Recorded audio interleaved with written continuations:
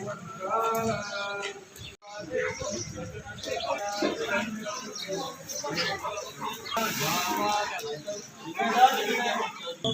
महाराज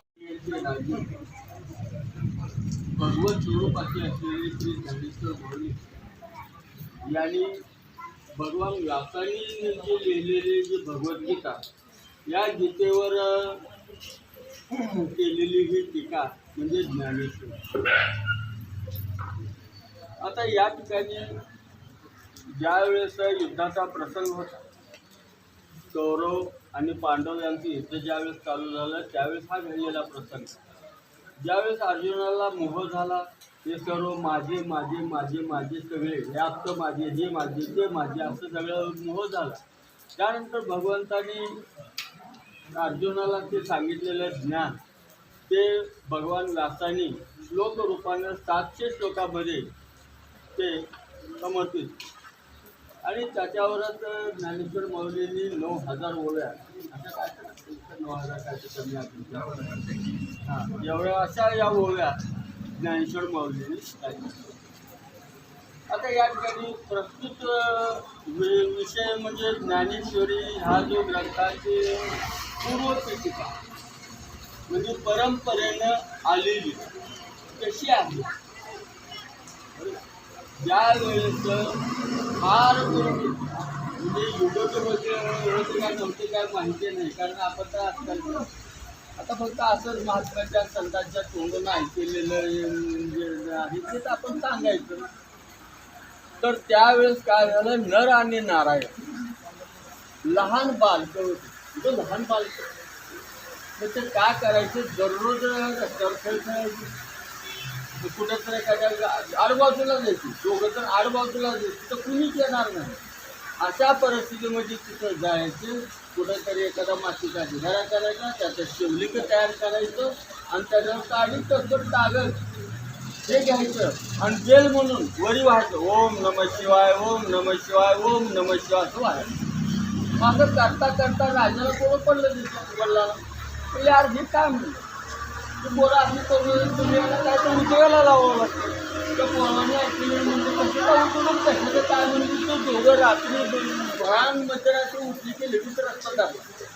रस्ता धरला ते नीट हिमालयात गेली. तिथे एका ठिकाणी काय झालं, असे नदी वाहू लागलेले तिच्याबरोबर एक म्हणजे त्यांना पसंत पडासारखा असा एक पत्थर त्या ठिकाणी होता.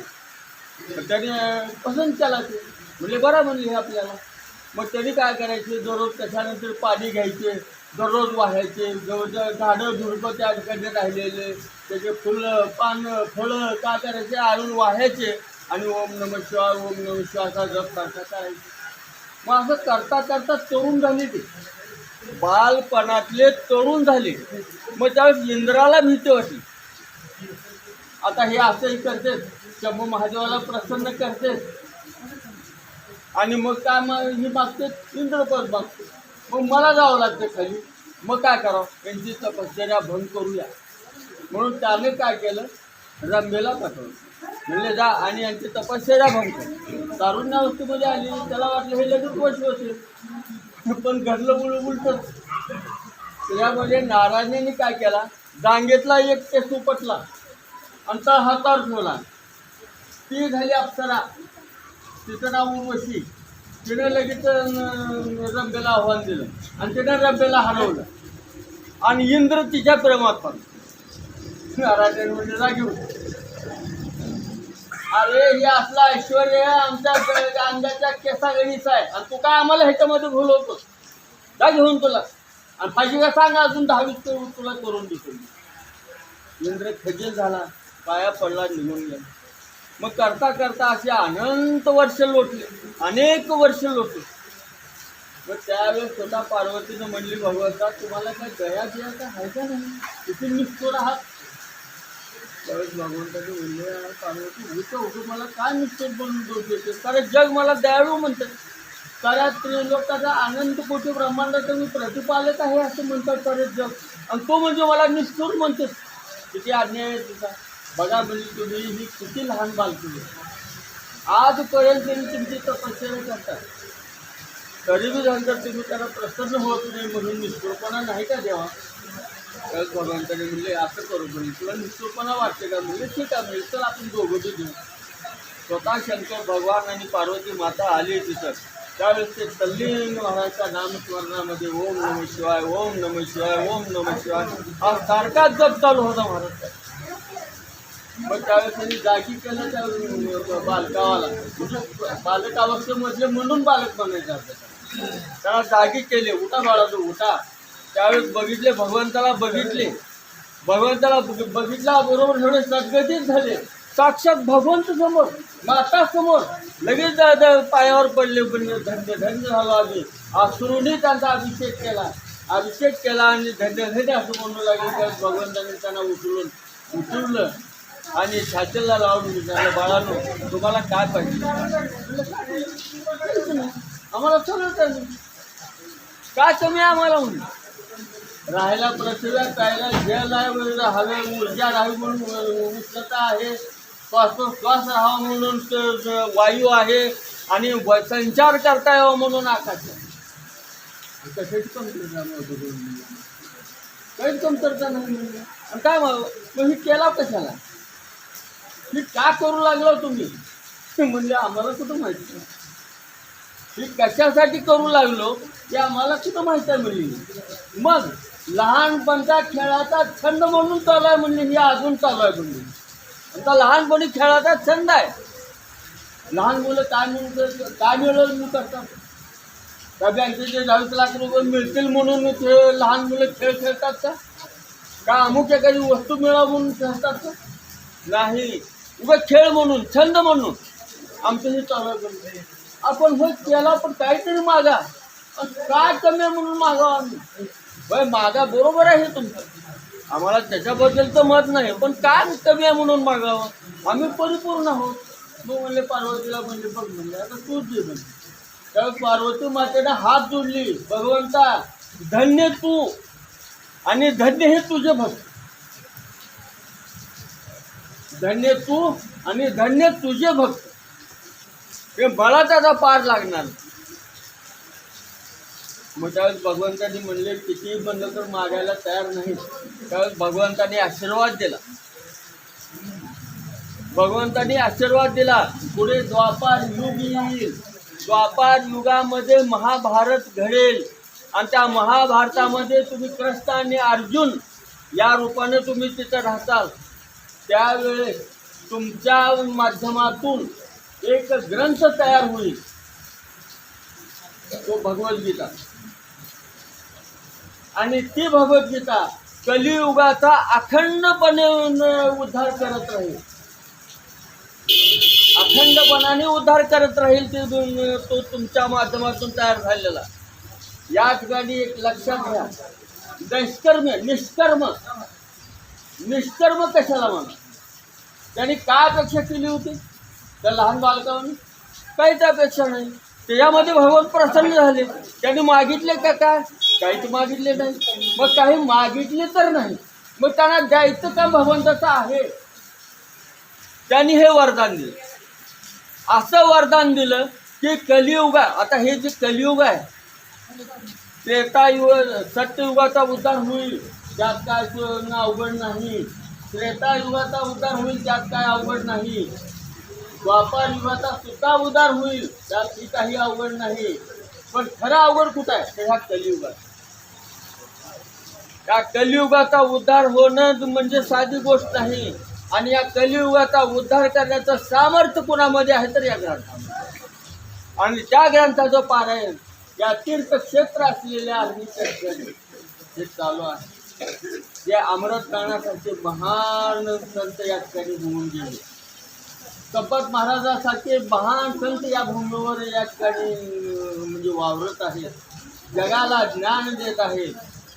म्हणजे जगाला म्हणजे नुसत्या अर्जुनाच नाही, अर्जुनचा जो परिसर आहे तुम्ही इकडे खाली जावा, कुठवरही जा. कोणतं गाव अर्जुनचे? हो अहो संपत महाराजांचे अर्जुन. तर हो संपत महाराजांचे अर्जुन. मग अजून आमचं कॉलर ताट होणार. आपला आदलेले लोकांचं काय आमचं कॉलर ताट होणार? अहो ते आमचे भाऊच आहे तो. संपत महाराजाला ही भावभावकी ही ते याच्या पलीकडे ते गेले ती त्यांनी झालं हा. पण आपण सोडतो का? आपण सोडत नाही महाराज, ते आमचे भाव आहे. भले इथं गाठ टाका पण बाहेर गेलं नाही, आम्ही त्यांचे भाव आहोत. म्हणजे अशा ह्या आर्णीच्या या पवित्र क्षेत्रामध्ये हा आर्णी गावामध्ये हा सप्ताह चालू आहे. आणि त्यामध्ये पहिल्या दिवसाची त्या मत सारख्या पामराला ही सेवा घडून आली. ही त्या शंभूची कृपा मी समजतो. त्याच्याशिवाय हे घडणं होणे शक्यच नाही. म्हणून अशा या सेवेकरता या ठिकाणी जो घेतलेला जो श्लोक आहे ते संस्कृतचा काय माझा तेवढा अभ्यास नाही आहे. कसा तरी एक नियमाप्रमाणे रीतीप्रमाणे येणा वाचला कसा तरी श्लोक घेतलेला. आता त्या श्लोकावरती ज्ञानेश्वर माऊलींनी जी केलेली जी टीका आहे त्या टीकेविषयी आपण या ठिकाणी थोडा विचार करू. ऐके शरीर तरी एक. किती शरीर आहे बेटा तुला? शरीर किती येतं तुला? एक. बरं, तर शरीरामध्ये लहानपणी तुम्हीच होता, तरुणपणामध्ये, म्हातारपणी नक्की. मग शरीर तरी एक, परी वैसा भेदे आणि म्हणजे वयाप्रमाणे. तरुणपणाचे शरीर राहिले का आता? लहानपणाचं तर राहिलं का? नाही. म्हातारपणाचं राहणार आहे का? नाही. मग असे ही जी अनेकपणा जो आला कुणाच्या ठिकाणी आला? एका शरीरात. म्हणून त्या ठिकाणी काय म्हणतात ते प्रत्यक्षीचे देख प्रमाण. म्हणजे कोणत्या प्रमाणाने सिद्ध आहे? प्रत्यक्ष प्रमाणाने सिद्ध. आता प्रत्यक्ष प्रमाण कोणाला म्हणायचं? ह्याच्यामध्ये प्रमाण 6 आहेत. त्या 6 प्रमाणामध्ये एक प्रत्यक्ष प्रमाण आणि त्या एका प्रत्यक्ष प्रमाणाचे 5 प्रकार आहेत. तुम्हाला प्रसंग पडला महाराज, तुम्ही गेलो पंढरपूरला गेलो. मग पंढरपूरला गेल्यानंतर मागेतल्या काळचा इतिहास आहे. आता तर हे मागेतल्या काळाची आठवण बरं.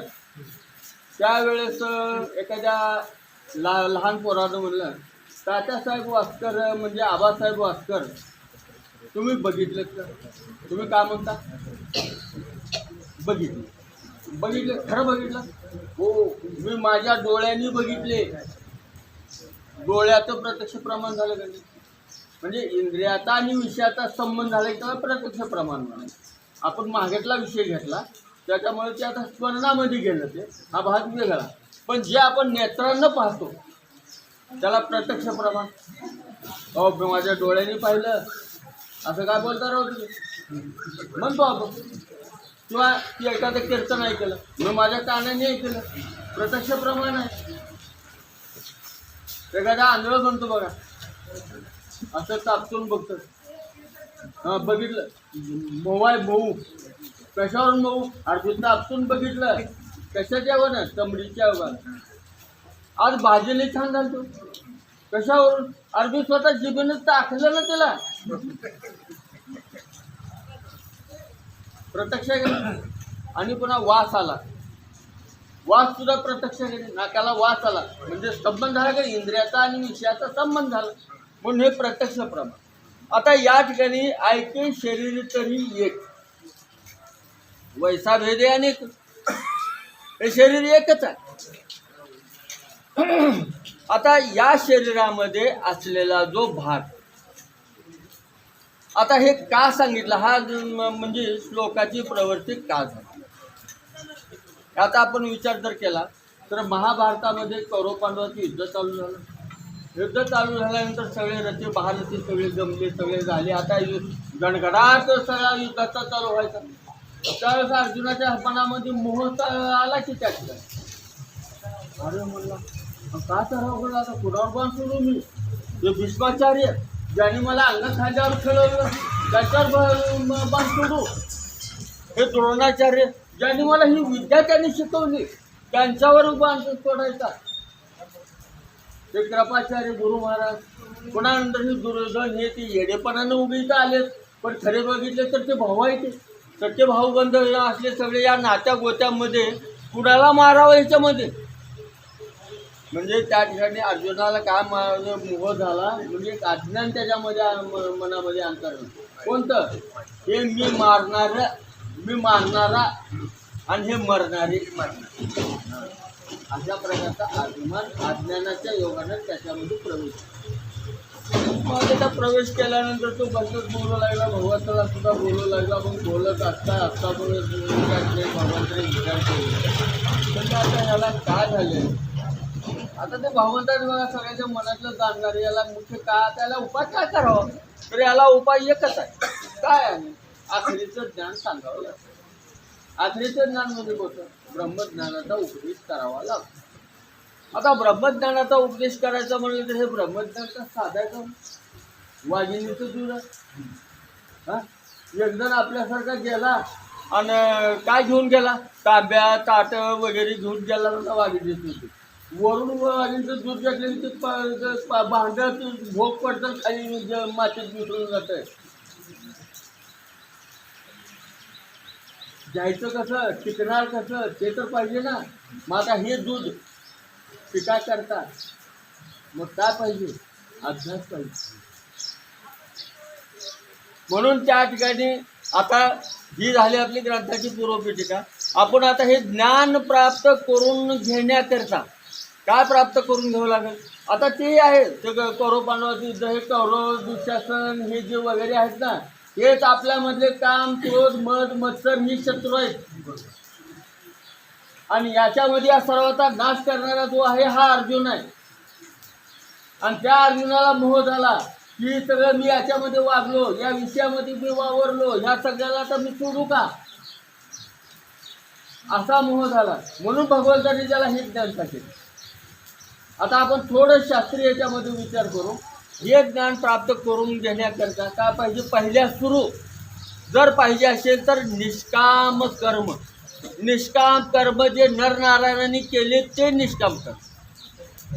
त्याला अजून दुसऱ्या रीतीने सांगता येईल. निष्काम कर्माचं स्वरूप या ठिकाणी दुसऱ्या रीतीने आणखी सांगता येईल. ज्या कर्मापासून दुसऱ्या कर्माची उत्पत्ती होणार नाही ते म्हणजे निष्काम कर्म. आता समजा एखादी काय तर आपण एखादी अपेक्षेने गेलो, मी 10 एकादशी करतो, मला मुलगा होऊ दे. 10 एकादशी झाल्या, कर्म केलं, मुलगा झाला. मग 10 एकादशीचं फल म्हणजे पुण्य राहिलं का तिथं फिटलं? सांगा. तुम्ही दुकानात गेलात, 100 रुपये घेऊन गेला, 100 रुपयाची वस्तू तुम्ही घेतलात. मग 100 रुपये तुमचे राहिले का गेले? मग तसं ते 10 एकादशीचं पुण्य जिथं मुलगा झाला तिथं राहिलं का गेलं? मग त्याला निष्काम म्हणता येत नाही. निष्काम म्हणता येत नाही. म्हणून त्याला जे काम आपण कर्म केल्यानंतर त्याचं फल आपल्याला भोगायला उरत नाही, त्याला म्हणायचं निष्काम. मग या निष्काम कर्माच्या योगाने काय होतं? निष्काम कर्म आणि निष्काम उपासना या दोन्हीच्या योगाने होतं काय आपल्याला? तर आपल्या अंतःकरण स्वच्छ. भगवंताकडे काय मागितलेलं नाही. मग भगवंत दिल्याशिवाय तर राहत नाही. भगवंत वध ठेवून घेतलं भक्तात. तुम्ही काही करा, कुठेही भावनेने करा, कसं करायचं तसं करा, पण करा. तो ठेवून घेतले. म्हणून त्या भगवंतानं काय करतो? त्या भक्तावर अनुकंपा करतो आणि त्याचं अंतःकरण स्वच्छ करतो. मग आता अंतःकरण स्वच्छ केलं. आज आता समजा तुम्हाला भोरडाला आमंत्रण दिलं, पंचपक्वान्न होते. पण ते जर खरकट्या ताटात उष्ट्या ताटात जर तुमच्या पुढे पंचपक्वान्न वाढले तर खाताल कोण? कोण हात खाईल? हात वर करा. कोणी खाणार नाही. का बरं?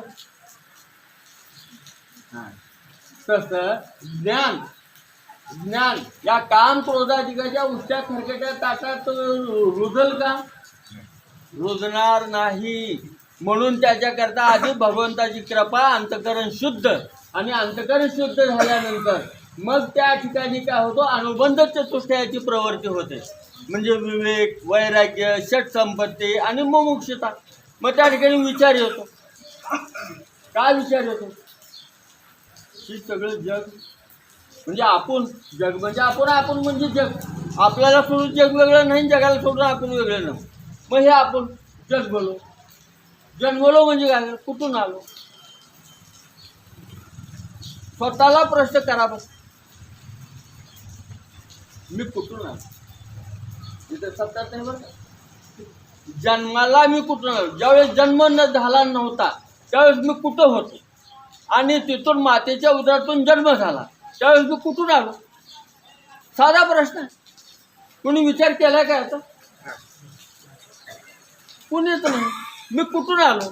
बरं, हा कुठून आलो हा प्रश्न अनुत्तरित आहे. झालं 80 वर्ष झाले, 90 वर्ष झाले, 100 झाले, काय 125 वर्ष झाले, तिथे दिवशी चौघाच्या खांद्यावर तर जायचं आहे तर प्रश्नच नाही. पुन्हा त्यावेळेस आपण जर समजा पिशव्या बांधतो, कुठं जरी यात्रेला जातो, आपल्याला समोर येतं कोण, कुठं झालं असं यात्रेला चालव, काशीला चालव. मग काशीला चालव कसं जाणार, कुठून जाणार? तर बघा, आधी ह्या तीर्थक्षेत्राला, त्या तीर्थक्षेत्रावर, त्या तीर्थक्षेत्राला एवढं सगळं झालं की मागे गेलं. ठराव कार्यक्रम आहे. माझा तेवढ्या मोठ्या यात्रेवर चालला, कुणाला तर सांगा मी इकडे चालला म्हणून.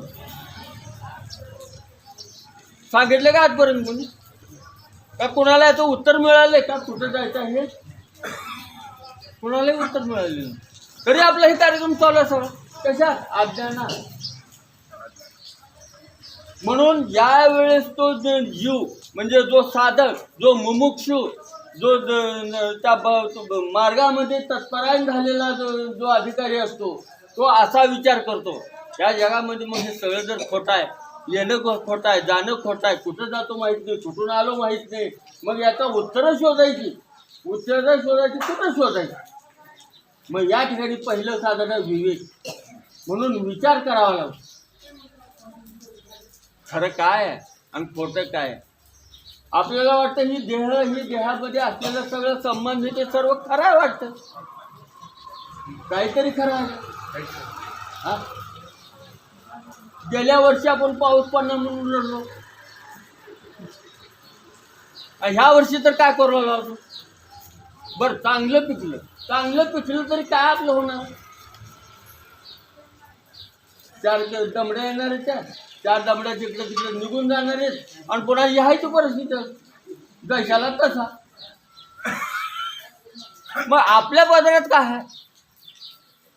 काहीच नाही. मग हे करावं का जे शाश्वत आहे ते, जे कालामध्ये जे शाश्वत आहे ते करा. मग ते जे कालामध्ये शाश्वत आहे ते करावं म्हणजे हे करा. म्हणून तो विचार करू. मग आता हे विचार करण्याकरता संसारातल्या जरी इच्छा असल्या आपल्या तर हे घडेल का? समजा नाना पाटील तुमच्या मागे लय अर्जंट कामात पाठवायला जायचं होतं, तुम्ही आला होता आणि समजा मी गेलो तरी मी ते तसंच होणार आहे, न गेलो तरी मी तसंच होणार आहे, असा विचार करून बसला असतो तर मात्र इथंच राहा, कुठे जाणार नाही. काही जरी झालं, कुठं जरी गेलं, काही जरी झालं तर काहीच बदल होत नाही. कारण करता करविता म्हणण्यापेक्षा आपण जे प्रारब्ध वरून घेऊन आलेलो आहोत, आपण घेऊन आलेलो आहोत, ईश्वराने घेऊन दिलेलं नाही, फक्त तो साक्षी आहे तेवढा. आणि आपण जेवढं कर्म भोगणार म्हणून प्रारब्ध घेऊन आलेलो आहे ते आपल्याला भोगायचं. एवढा विचार जर झाला तर माणसाचा प्रयत्न परमार्थामध्ये सफल होतो, संसारामध्ये अजिबात सफल होणार नाही. असा विचार याच्या ठिकाणी आहे. मग त्याच्या मनामध्ये काय होतं? वैराग्य उत्पन्न. वैराग्य उत्पन्न होणं. वैराग्य म्हणजे काय?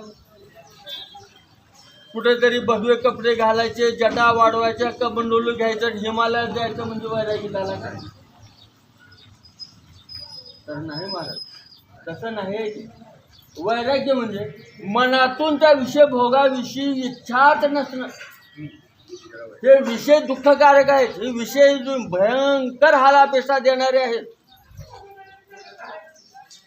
आणि हे कधी घडतं याच्याकरता तुम्हाला तुमचाच बायकाचा एक दृष्टांत सांगतो. एक उदाहरण बरं का. ते काय झाले का सावकाराच्या मुलीचं लग्न झालं. लग्न झाल्यानंतर ते नांदायला गेली. नांदायला गेल्यावर पुन्हा दिवाळी आली. दिवाळी आल्यावर भावानं गेला आणि बहिणीला घेऊन आला. मग दिवाळी झाली.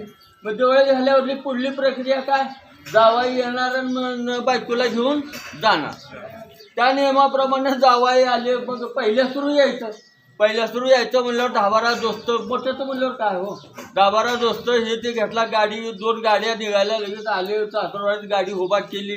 गाडी उभा केल्याबरोबर सासूनं बघितली. तिला आनंद महिना, माझा जावाई आला. सरा अंगणात तिने सगळे ही करू लागले. मग म्हणले त्याला गावला पुरवानो आवला सगळं जावायले सगळे हात पाय धुवायला पाणी दिले. आकरून ढेळगट टाकलं. उशा टक्क्या गाड्या गिरिजा टाकल्या मारत बसले जावाई बसले. तिथे जी भिंत होती जावायच्या, त्या भिंतीला काय होतं, शोभणं. आणि ते शोभणं नीट दिसत होतं स्वयंपाकघरातलं. मग आता सासू म्हणजे जावाई एवढे आले म्हणल्यावर आयतं नीटचं दूध होतं शेतातून आलेलं. पडली कढईत वतली का नाही ते लगेच दूध खीर करायचं म्हणजे जावयाला चालू केली दूध खीर करायला. मग दूध खीर काय करू लागली, घुटू लागली. आणि त्याच्यात झाली होती त्या सासूला सर्दी जाम झाली होती. मग जाम झाल्याबरोबर काय झालं ते धुरानं, पुन्हा चुलीचा धूर. मग ते नाकानं मूस करीत अनावर झाली. आणि दूध उतू आलं, आखरीला आलं होतं. आता काय करावं म्हणली. मी ते असं करता अनावर झालं. ते लोळ मध्ये पडला. आणि त्या जावानीच्या सोबण्यातून मध्ये बघितला. आता जावायला दिसलं की सासून मसाल्यामध्ये काय घातलाय. मग पुन्हा आता म्हणलं आता काय करावं बाबा, झालं तर असं. पण आता काय करावं, सगळ्यांना सांगावं तर एवढ्याचं वाटलं मला पाप लागेल बाबा, बरं बाबा म्हणून आपल्या गप बसला. सगळे उठा म्हणजे सगळे हातपाय धुवले, पाटावर बसल्या, आज्ञा वगैरे टाकल्या, विभूती दिली. विभूती सगळ्यांनी लिवले. श्लोक म्हटल्यानंतर घ्या म्हणले. काम जण पार्वती पती म्हणले की चाललं की घ्या. सगळे त्या दूध खीरवर तुटून. जावाई दूध खीर खाईल का? समजा तुम्ही त्या ठिकाणी जावाई तुम्ही आहात, कोण खाईल? हात वर करा. वो थोडी एक वाटी खायला काय हरकत.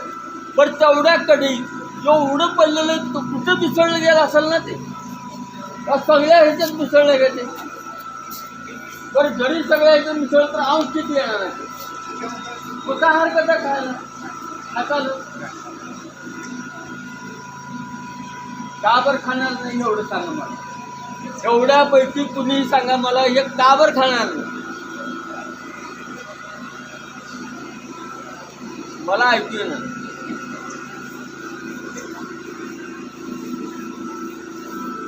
एवढ्या करता सांगितलं. सांगायचा उद्देश म्हणजे काय होता, हा झाला द्रष्टांत झाला, विरोध झाला, भाग झाला. पण याच्यामधला खरा संबंध कोणता आहे? ज्या माणसाला ज्या पदार्थातला दोष कळला त्या दोषाचा स्वीकार कुणीही करणार नाही. जाणा मनुष्य करणार नाही. पण आम्ही तुटून पडलो महाराज, आम्ही तुटून पडलो. त्याच्यावर कसं तुटून पडलो मला सांगा.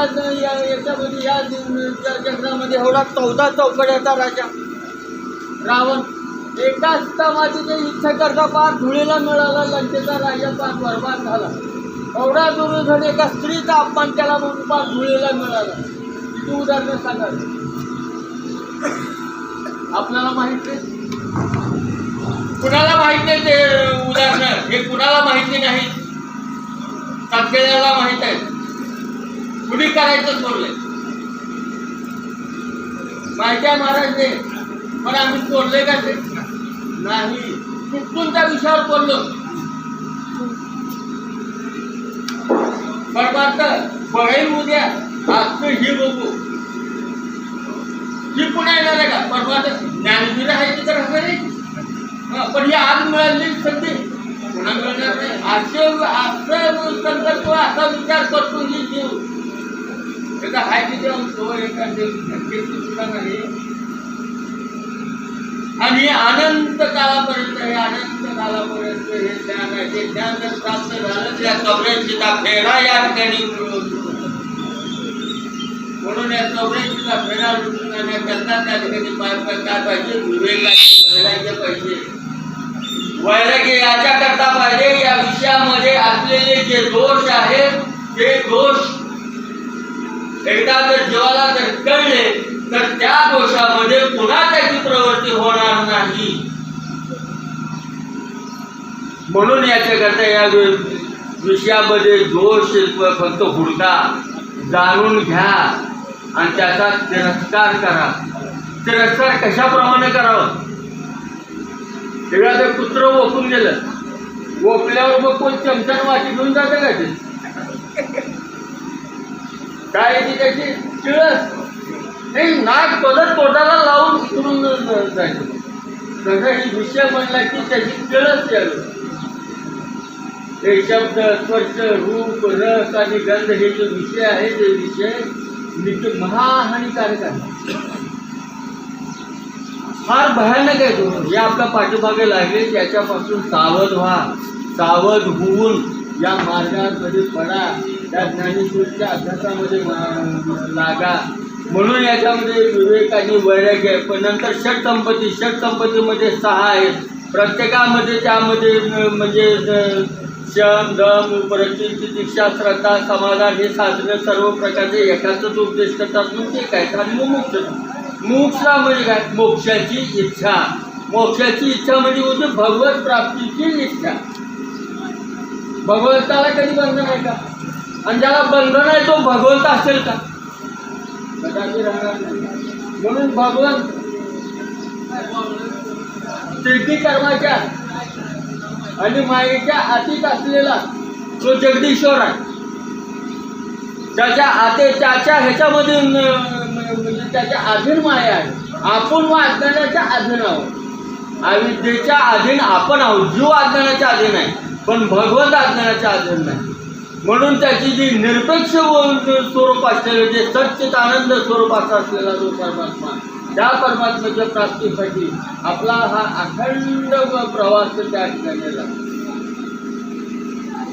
म्हणून या ठिकाणी पाहता ऐके शरीर तरी एक बरी वैसा वेगळ्या असे 3 प्रकारचे शरीर झालेलं हे म्हणजे प्रत्यक्ष प्रमाणाने निश्चित आहे.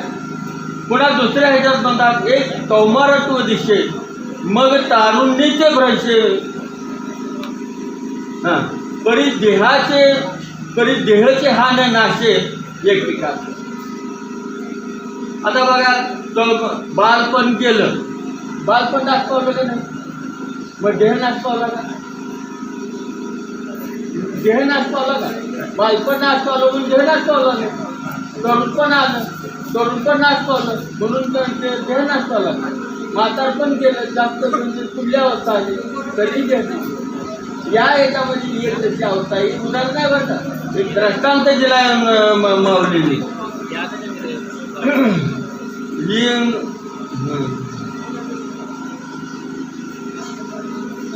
तैशी चैतन्याच्या ठाई जे शरीरांतरे होते जाते पाहिजे, ऐसे होणे तयार नाही व्यामोह दुःख.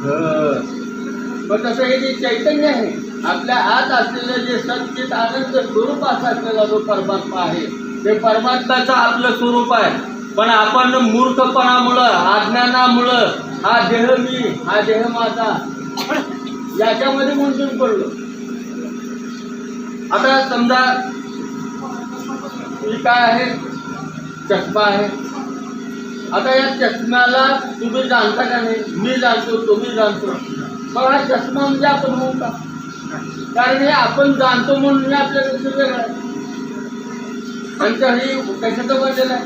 काच आणि ही याची धातू जी असतील त्याचा बनलेला. मग आपला एका त्या काचाचा ह्याचा आहे. आता कोणतंही उदाहरण बघा.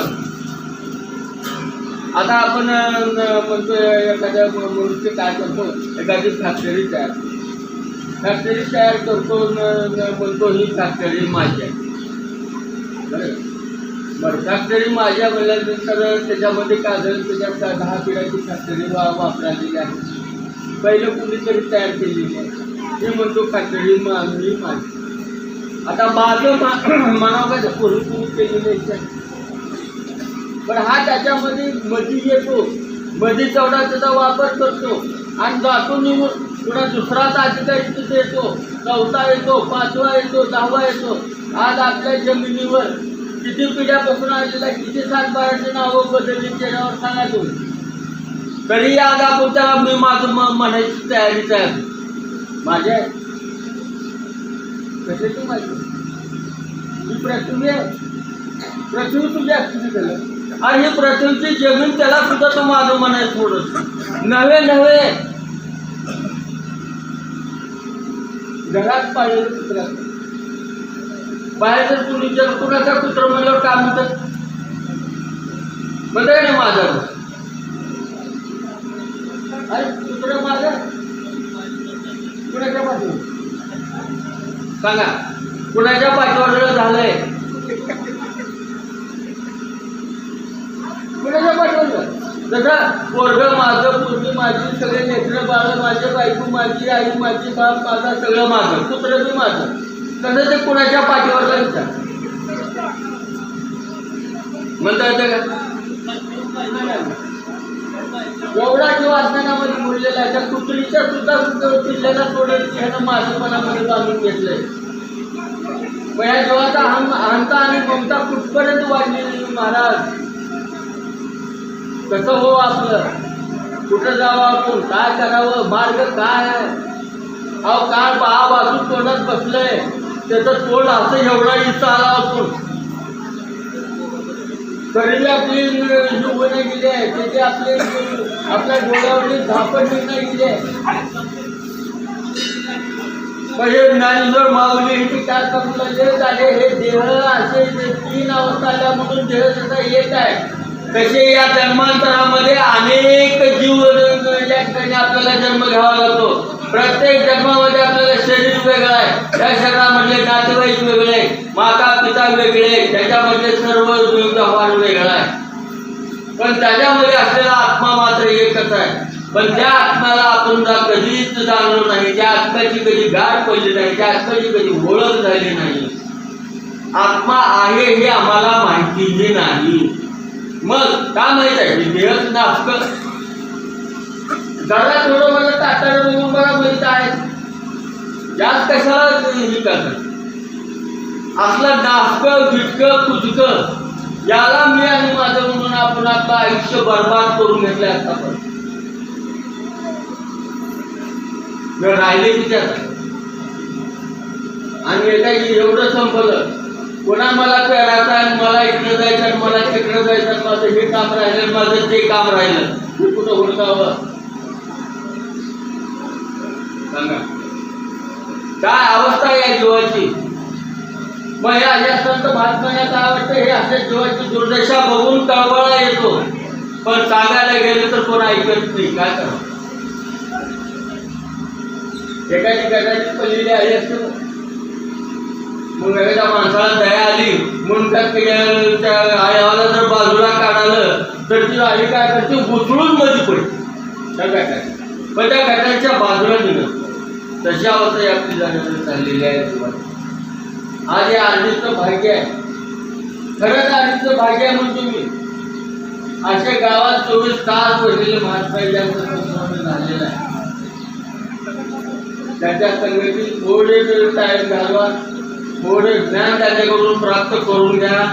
एकदाच बूट लावलं की आपोआप त्याच्यामध्ये गुढी येते महाराज. फक्त रोज तर लावायचं आहे. उगा रोज पाणी घालून म्हटलं तर ढाल फळ कलबट होतं, वाढतंय आणि त्याला आंब्यासारखी फळं येतात, ते गोड फळं लागतात. म्हणून याच्याकरता शेवटला माऊलींनी सिद्धांत सांगितला, तशी चैतन्याच्या घाई ये शरीरांतरी होती जाती पाही, बरी ऐशे जागे तयार आहे या. अशा प्रकारचं त्याच्या ठिकाणी मात्र हे नाही. अशा प्रकारचा उपदेश भगवंतांनी अर्जुनाला त्या महासंग्रामामध्ये सांगितला. मग आता या ठिकाणी वेळ झालेली आहे. जेवढं यथाशक्ती, जेवढं आपलं अज्ञान असेल, जेवढं तुम्हाला जेवढं बरोबर वाटलं ते माझ्या सद्गुरूचं आहे आणि जे काय चुकीचं आहे ते मात्र माझं आहे. हे लातूरून आलं काहीतरी बोललं असं म्हणा, पण जे चांगलं जे वाटलं तुम्हाला ते मात्र माझ्या सद्गुरूचं आहे, तेवढं ग्रहण करा. आणि याच्यानंतर या ज्ञानेश्वरीच्या पारायणाला हजर राहा, भजनाला हजर राहा, कीर्तनाला हजर राहा, प्रवचनाला हजर राहा. अनेक महात्मे या ठिकाणी येणार आहेत. आज काय एक पहिल्या दिवशीचं उगे सुरुवात लागतं दुखतं उगे का म्हणतो आपण की पहिल्या सुरू जेवायला व्हायचं म्हणतो ना आपण. कसं एक आपलं उगं आले एक सांगितलं आपलं त्याप्रमाणे हे झालं म्हणून आपलं काय करतो सेवेला विराम देतो. काम भजन पार्वती पदे ईश्वर महादेव सच्चिदानंद सद्गुरुनाथ महाराज की जय. निरंजन शिवाचार्य महाराज की जय. राजेश्वर शिवाचार्य महाराज की जय. संत शिरोमणी मन्मथ स्वामी महाराज की जय. पुंडलिकावर